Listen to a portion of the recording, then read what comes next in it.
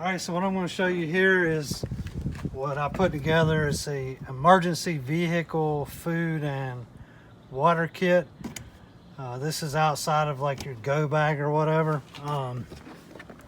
Start with this little sterlite container. It's a 4-gallon container, pretty rigid, so we stow it in the back of the trunk, put stuff on it. So the thought was quick access, stable food in the heat. So sunflower seeds. There are 4 freeze-dried meals. The long spoons to get in them. Instant coffee, like 6 packs. There are some almonds and some little oat bars.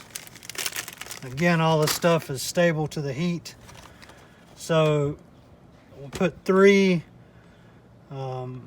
liters of water to be able to prepare the freeze-dried meals with a little cup to boil the water. As well in here, there's a lighter stuck in here and a quick fire starter. So you can get somewhere, put your little makeshift stove together, fire this up, heat your water in this, make you some coffee, get your freeze-dried meals going.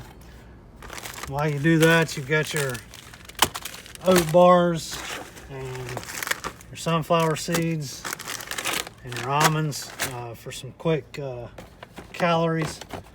I know a lot of us aren't traveling right now. While I'm making this, we've been in quarantine because of the China crud, but just a little idea I put together several months ago. I've got one in my girlfriend's car. I got one in mine.